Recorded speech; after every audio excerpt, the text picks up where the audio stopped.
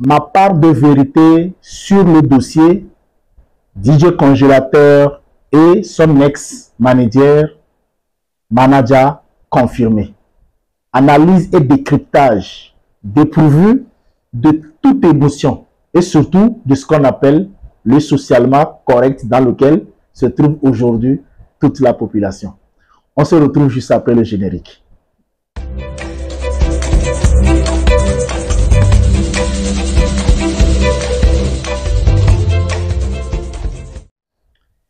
Il y a une vérité existentielle par rapport à ce dossier de DJ Congélateur et son ex-manager, confirmé, que les gens ne voient pas, vérité sur laquelle les gens n'arrivent pas à ouvrir leur esprit. À mon humble avis, il y a ferveur populaire. À mon humble avis, il y a ce qu'on appelle dissonance cognitive. La première question que je voudrais que les gens se posent, c'est: est-ce que DJ Congélateur était victime ou il ne l'était pas? Parce qu'on a le sentiment comme si le fait que le groupe Lolo Beauté, Tiesco le Sultan, se sont accaparés du dossier, les gens n'ont plus la lucidité de se poser des vraies questions. Est-ce que DJ Congélateur était victime de son manager ou pas? Deuxième question qu'il faut se poser, dépourvu de toute émotion, c'est: est-ce que leur relation était une relation de collaboration, une relation professionnelle, ou c'était juste une relation familiale? Deuxième question à laquelle il faut se poser. Troisième question.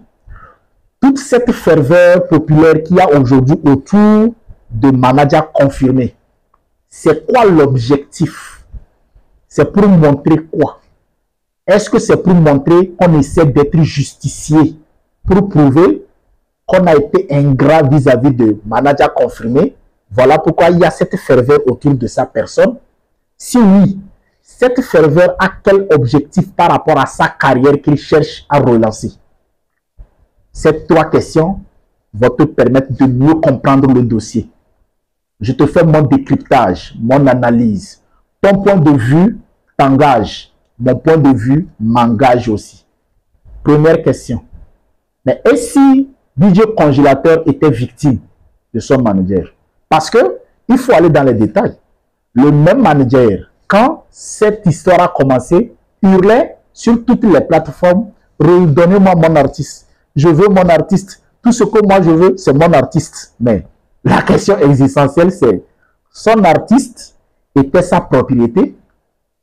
Est-ce que DJ Congélateur était devenu sa propriété? Pourquoi il pleurait? Il faut qu'on lui redonne son artiste. Est-ce que DJ Congélateur était sous son otage? Plus loin, les gens se disent: pourquoi on est allé jusqu'à filmer sa chambre? Et les gens se disent être sidérés. Mais il y a une autre question subliminale que les gens ne se posent pas. Cette chambre qui a été filmée, n'est-ce pas, c'était l'espace qui était partagé avec DJ Congélateur?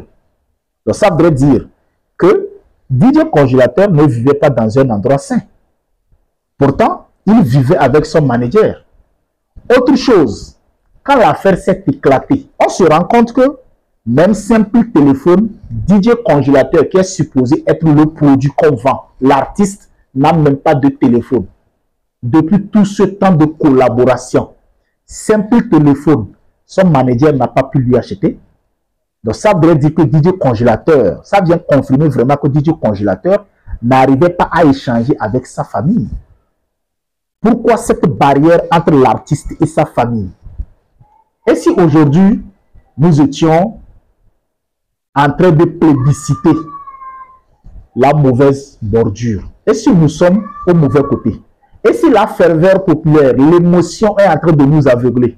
On aurait pu aussi se poser des questions existentielles, à chercher à savoir, peut-être DJ Congélateur ne vivait pas sainement et qu'on pouvait aider les deux. Aujourd'hui, l'aide que tout le monde apporte à manager confirmé, c'est quoi l'objectif? Est-ce que c'est juste parce que Tiesco le Sultan se retrouve dans le dossier, ainsi que Lolo Beauté et leur groupe? ou juste les gens le font parce que les gens se disent être frustrés parce qu'on n'a pas été reconnaissant vis-à-vis de lui.